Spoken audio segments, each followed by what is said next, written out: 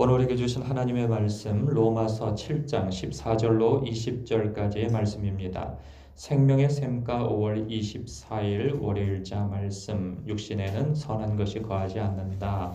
함께 읽겠습니다. 우리가 율법은 신령한 줄 알거니와 나는 육신에 속하여 죄 아래에 팔렸도다. 내가 행하는 것을 내가 알지 못하노니 곧 내가 원하는 것은 행하지 아니하고 도리어 미워하는 것을 행함이라.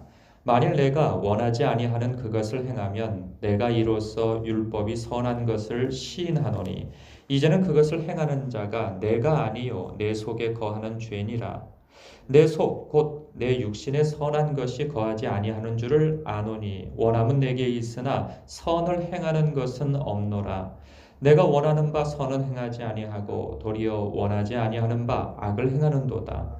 만일 내가 원하지 아니하는 그것을 하면 이를 행하는 자는 내가 아니요 내 속에 거하는 죄니라. 아멘. 30여 년 전에 제가 턱뼈에 골수염이 생겨서 수술을 받은 적이 있습니다. 국립의료원에서 수술을 받았는데 그 수술이 한 번에 성공해서 완치가 되어졌죠. 뼈에 있는 모든 그 골수에 난 그러한 종양을 다 긁어내고 깨끗하게 되어졌는데 이제 하나의 흔적만 남았었습니다. 턱 밑에 바늘 자국, 수술 자국이 남아 있었죠. 그런데 골수염 자체는 다 낫고 완치가 되어졌는데 이상하게도 그 흉터가 겨울만 되면 제일 먼저 추위를 타더라고요. 제 몸에서. 몸은 완전히 낫는데 수술은 완전히 좋아졌고 몸은 아픈 곳은 다 치료가 되어졌는데 수술한 자리가 흔적이 되어져서 그 신경이 약한지 알 수는 없는데 그 찬바람이 불면은 그 턱 부위가 수술한 자리가 제일 먼저 차가워지더라고요. 마치 그런 것처럼 예수 그리스도 안에서 죄 사함 받아서 거룩한 하나님의 자녀가 되었는데도 내 몸에 그 죄의 흉터 같은 것이 남아서 죄에 반응하는 것을 경험하곤 합니다. 그럴 때면 어김없이 탄식이 새어나오죠. 도대체 왜 이러지? 분명히 나는 하나님의 거룩한 백성으로 자녀로 거듭났는데 그러면 거룩한 삶만이 내 삶을 채워야 하는데 아니 왜 나는 여전히 과거의 죄를 답습하고 있는가? 그러한 모습을 발견할 때마다 탄식이 절로 나오는 것이죠. 그런데 놀랍게도요, 이러한 탄식은 우리만 하는 것이 아님을 보게 되어져요. 놀랍게 사도 바울도 동일한 탄식을 하고 있음을 봐요. 사도 바울은 그럴 사람이 아니라고 생각하는데 그도 인간인지라 이런 고백을 한다는 것 자체가 굉장히 놀랍습니다. 그가 무슨 고백을 하냐면 15절에 이런 고백을 합니다. 내가 행하는 것을 내가 알지 못하노니 그럽니다. 이게 무슨 말이냐면 내가 왜 이런지 모르겠다는 거죠. 내가 이러면 안 되는데 왜 자꾸 내가 이러지? 라고 하는 그런 탄식입니다. 그런데 이런 탄식을 왜 하고 있느냐 하면 이런 이유 때문입니다. 곧 내가 원하는 것은 행하지 아니하고 도리어 미워하는 것을 행하고 있기 때문이라는 거예요. 내 마음은 무엇인가 선을 원하는데 내 육신은 내 마음에서 원하는 것처럼 선을 행하지 않고 악을 행한다는 거죠. 그래서 16절에 이렇게 말을 이어갑니다. 만일 내가 원하지 아니하는 그것을 행하면 내가 이로써 율법이 선한 것을 시인하노니 이게 무슨 말이냐면 율법은 하라 하지 마라가 분명합니다. 그런데 그 하지 말라고 하는 그것을 내가 하고 있고 하라고 하는 것은 또 내가 안 하고 있다는 나를 발견한다는 거예요. 그러면 기준은 분명하죠. 율법은 해라 하지 마라. 그런데 하지 말라는 것은 하고 있는 나, 하라는 것은 안 하고 있는 나를 발견하게 되어지니까 무엇을 느낍니까? 악한 것은 나요. 내 안에 죄요. 선한 것은 율법이라는 거예요. 그러니까 유대인들이 율법의 기능을 오해해서 율법을 다 지켜야 자기가 의롭게 된다고 생각한 나머지 그 율법을 자랑하고 했던 것인데 그런 것이 아니라는 거죠. 그래서 율법은 기능적으로 사람의 죄를 드러내주는데, 그래서 그 드러난 죄 때문에 절망하고 하나님을 찾아 하나님의 긍휼을 구하는데 그 통로가 되라고 율법을 주셨다는 거죠. 그래서 율법은 선하다는 이야기를 하고 있습니다. 율법 자체가 악한 것은 아니라는 말씀을 하고 있죠. 17절부터 또 더 이어서 그 탄식을 또 이어갑니다. 이제는 그것을 행하는 자가 내가 아니요 내 속에 거하는 죄니라. 이 말씀이 생명력이 있죠. 그래서 골수를 찔러 쪼개기까지 하여서 우리를 뒤집어 엎습니다. 이 말씀이 말이죠. 우리를 새롭게 합니다. 그런데 반대로요. 이 죄라고 하는 것도 이 생명력이 있어서 놀랍게도 율법이 하라 하는 것은 그 이상하게 하고 싶지가 않은 거죠. 그 하지 말라 하는 것은 이상하게 하고 싶은 거예요. 이 청개구리 속성이 자꾸 이 죄라고 하는 것이 우리의 이 인간의 이 신자의 연약한 마음을 기회 삼아서 틈타서 자꾸 죄를 짓게 만든다는 거예요. 그래서 18절에도 계속 18절 19절까지 계속 탄식이 이어져 갑니다. 내 속 곧 내 육신의 선한 것이 거하지 아니하는 줄을 아노니 원함은 내게 있으나 선을 행하는 것은 없노라. 내가 원하는 바 선은 행하지 아니하고 도리어 원하지 아니하는 바 악을 행하는도다. 이 사도 바울의 탄식을 들으면서 우리도 생각하죠. 나에게도 이런 일이 있는데 라고 말입니다. 그래서 동감하게 되어집니다. 그런데요, 의문이 하나 생겨요. 그 의문이 뭐냐면 이 신자라도 인간은 약하기 때문에 그러면 죄를 지어도 된다는 소린가? 이런 의문이 들게 돼요. 왜냐하면 20절에도 보십시오. 만일 내가 원하지 아니하는 그것을 하면 이를 행하는 자는 내가 아니요 내 속에 거하는 죄니라. 그러니까 내 탓이 아니고 마치 이건 죄 때문에 내가 이렇게 되어지는 거야 라고 말하는 것처럼 느껴집니다. 왜냐하면 그 이전부터 계속 이런 얘기를 하고 있지 않습니까? 나는 선한 것을 원하는데 정작 마치 이런 거죠. 내 영혼은 선한 것을 원하는데 이상하게 내 육체는 악을 향하여서 자꾸 선택을 하고 다른 박질하고 있는 나를 발견한다는 거예요. 그러면서 한다는 말이 만일 내가 원하지 아니하는 그것을 하면 이를 행하는 자는 내가 아니요 내 속에 거하는 죄야. 그러니 나는 문제 없어. 마치 그런 얘기를 하는 것처럼 느껴진단 말이죠. 그런데 결론적으로 말씀드리자면 그런 얘기가 아닌 거죠. 이미 앞에서 그럴 수 없느니라. 우리가 그리스도와 연합된 성도요. 선한 열매를 맺기 위하여서 우리가 부름받은 자들인데 어찌 악을 또 지어서 악의 종으로서 죄의 종으로서 살 수가 있겠느냐.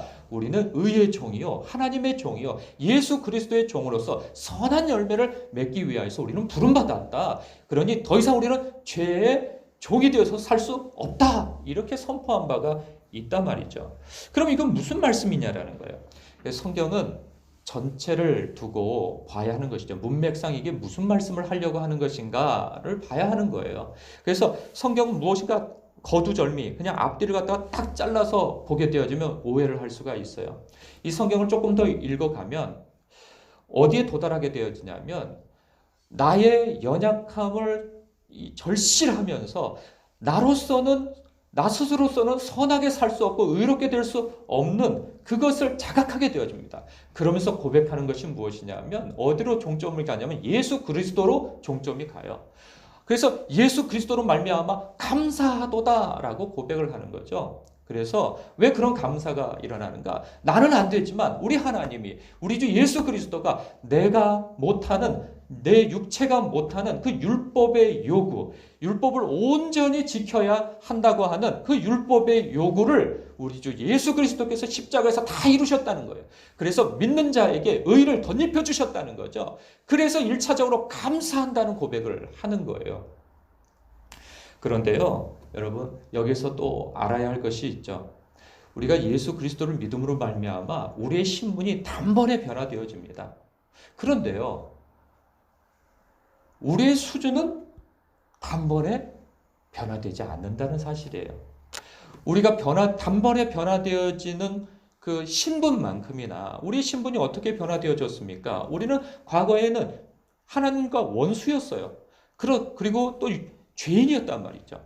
그런데 유죄에서 무죄로, 그리고 하나님과 원수 관계였던 그 관계가 하나님의 백성으로 거듭나게 되어지고, 아니 더 놀랍게도 하나님의 자녀로 신분 변화가 단번에 일어났단 말이에요. 예수를 믿음으로 말미암아 예수 그리스도로 옷이 딱 입혀져서 이제 하나님께서 우리를 바라보실 때 예수님처럼 바라보신다는 거예요.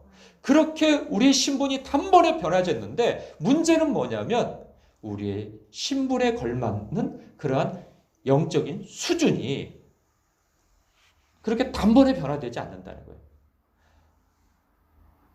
그럼 언제 이것이 이루어지느냐? 평생 수준이, 그러니까 이것을 일컬어서 성화라고 말씀하고 있는 거죠. 성화라고 얘기를 하는 거죠. 그래서 그러면 우리가 이 변화되지 않는 수준을 우리가 스스로 노력해서 이제 도달해야 되느냐? 그런 얘기가 아닌 거죠. 성경을 더 읽어보면요, 8장에 성령께서 우리에게 내주해 계신다는 말씀을 해요. 그래서 우리 성령님께서 이 각 사람에게, 믿는 성도들에게 내주해 주셔서 도와주시고 인도해 주셔서 어디까지 이르게 하신다? 예수님께까지 잘하도록 우리를 인도해 가신다는 거예요. 그래서 왕 같은 제사장에 걸맞는, 하나님의 자녀에 걸맞는 그러한 영적인 수준으로 인도해 가신다는 거죠. 근데 그 과정 속에서 우리의 바람은 좀 우리가 거룩한 하나님의 백성으로 거듭난 것처럼 좀 우리 삶도 거듭난 자답게 그냥 확 변화되어지고, 죄는 이제 더 이상 싫어지고, 죄는 이제 보기도 싫고 말하기도 싫고 그걸 선택하기도 싫고, 그래서 우리는 거룩하게만 살면 좋겠는데 그게 안 된단 말이에요. 근데 크게 변화되어진 것이 있어요. 근데 처음에는 그것 때문에 놀라요. 왜냐하면 내가 예수 믿고 신분 변화가 되어졌는데, 신분 변화 되어지기 이전, 예수 믿기 이전과 크게 달라진 것이 없는 것을 발견할 때 우리는 놀라게 된다는 거예요. 아니 왜 이러지? 내가 하나님의 사람 맞나? 나 거듭난 사람 맞나? 그런 생각이 들어요. 그런데요, 이거는 감사할 일인 거예요, 사실. 왜냐하면 이전에는 자기가 죄인인지도 몰랐어요. 죄 짓고도 그게 죄인지도 모르고 살았단 말이죠. 그런데 우리가 죄를 자각하게 된 것은 뭘 증거하냐면 성령님께서, 빛 대신 주님께서 내 안에 머물러 계신다라는 증거란 말이죠. 그래서 성령님께서 자꾸만 내 안에서 빛으로 역사하시니까 내가 어떤 이전에는 죄라고 생각하지도 않은 그런 사소한 것까지도 불편해지는 거죠. 주님께서 말씀하세요. 너 그거 하면 안 된다? 그런 말 하면 안 된다? 그런 짓 하면 안 된다? 그런 선택하면 안 된다? 근데 이게 잘 안 들린단 말이죠. 그래서 덜커덕 그것을 덥석 붙잡아요. 우리 죄의 흔적이 남아 있어서 이 기회를 타고 과거에 우리가 익숙하게 행했던 그것이 흔적이 남아서 마치 제 턱이 수술자리가 찬바람이 불면은 그 찬바람 제일 먼저 맞는 것처럼 그냥 이 죄의 흔적이 나의 약한 부분을 타고 들어와 가지고 우리를 넘어지게 만든단 말이죠. 그럼 이전과 달라진 건 뭐냐? 내가 넘어졌구나 하는 것을 알게 된다는 거예요. 성령님께서 그걸 알게 해주신다는 거죠. 그 다음이 중요한 것이죠. 사람들은요, 너무 이렇게 신실하고 정직한 사람들은 거기에서 그것 때문에 못 견뎌요. 그래서 죄책감에 사로잡힌 나머지 넘어져서 아예 일어나지도 못하는 사람들이 있어요. 늘 죄책감에 시달려서 살게 되어진단 말이죠. 그런데 이것을 알아야 할 것이 있는데 뭐냐면 성도는 넘어진다는 사실을 인정해야 돼요. 한 번도 안 넘어지면 얼마나 좋습니까? 그런데 이 삶이 그렇지가 않습니다. 넘어져요. 이 승리라는 것이 무엇이냐? 우리는 승리는 그냥 한 번도 지지도 않고 넘어지지도 않는 것이 승리라고 생각해요. 늘 싸워서 이기는 것을 승리라고 생각해요. 그런데 영적인 승리는 그것만 있는 것은 아닙니다. 싸워서 이기고 넘어지지 않으면 너무나도 좋습니다. 우리 주님께서는 넘어지지 않기를 원하시고, 우리 성령님께서는 우리가 죄와 싸워서 이기기를 원하세요. 그런데 넘어지기도 한다는 거죠. 그러면 진정한 승리는 무엇이냐? 자기의 넘어졌음을 알고 주님의 옷자락을 붙들고 빨리 일어서는 거예요. 그래야 그 승리가 완성되어지는 거예요. 여러분, 이게 자꾸 반복되어져서 넘어진 거에 또 넘어지고 넘어진 거에 또 넘어져도 그때 되면 더 큰 자책감에 시달리게 되어지죠. 비판하지 말라 그러는데 왜 비판을 했을까? 수군대지 말라 그러는데 왜 수군댔을까? 누구를 정죄하지 말라고 그러는데 왜 자꾸 뒤에서 뒷소리하고 남소리를 해가지고 내 성령께서 내 마음에서 이렇게 불편하게 내 마음을 이러시나? 그러지 말았어야 되는데. 근데 이게 자꾸 반복되어지다 보면은 사람이 난 더 이상 안 되나 봐 하고 포기하게 되어지죠. 그래서 스스로 자기를 괴롭혀요. 막 자책감으로 자기를 자학하고 괴롭힌단 말이죠. 죄는 그렇게 해서 상쇄되는 것이 아닙니다. 내가 주님 앞에 죄 지었음을 알게 되어지면 주님 앞에 나아가는 거죠. 그것이 7번씩 70번이라 할지라도 주님 앞에 나아가서 주님의 용서를 받아야 되고 주님의 다룸을 받아야 되는 거예요. 그러면 우리는 자기도 모르게 그 주님의 은혜를 경험하면서 주님을 닮아가게 되어지는 거죠. 그것이 어느 순간에 주님의 용서를 많이 받으면 받을수록 우리의 마음에 은혜의 깊이가 쌓여서 어느 순간 그 죄와 멀어진 나를 발견하게 되어집니다. 그러면서 내가 얼마나 큰 죄악 가운데서 주님의 긍휼과 오래 참으심 속에서 내가 주님께까지 자라가고 있는가를 발견하게 되어지면 그때 우리는 다른 사람의 연약함에 대해서 참아주고 그리고 품어주고 견뎌줄 수 있게 되어집니다. 왜? 주님께서 내게 그렇게 해주셨으니까. 그래서 나를 주님께까지 자라가도록 나를 여기까지 인도해 주심을 아니까. 자격 없는 자를 나를 이렇게 호의를 베푸신 주님의 은총을 아는 사람은 다른 사람에게도 은혜의 통로가 되어줄 수 있는 것입니다.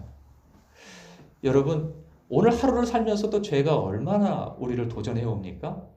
그럴 때 여러분의 양심에 이 비틀어진 양심이 목소리를 높입니다. 너 그러고도 집사야? 너 그러고도 안수 집사야? 너 그러고도 목사야? 라고 말이죠. 너 그럴 것 같으면 집어치워! 너 그만두라고! 이런 양심의 소리, 이 악마가 주는 양심의 소리가 들려옵니다. 그럴 때면 여러분에게 권면합니다. 이렇게 얘기해 주십시오. 그래서 내가 예수님이 필요해. 그래서 나는 그런 사람이라고. 그래서 나는 십자가가 더욱 필요한 사람이야. 라고 이 비틀어진 양심의 소리가 들려올 때마다 그렇게 얘기해 주십시오. 그리고 주님의 은혜의 옷자락을 붙들고 또 일어서서 주님께까지 자라가는 것입니다. 오늘도 여러분 승리하십시오. 주님께서 하지 말라고 하는 것은 하지 말아야 하고요. 하라는 것은 해야 합니다. 우리는 죽기까지 순종을 해야 돼요. 그럼에도 불구하고 넘어지거든 주님의 옷자락을 붙들고 벌떡 일어서서 또 힘차게 충성되고 신실한 발걸음을 내디디시길 주님의 이름으로 축복합니다. 기도하겠습니다.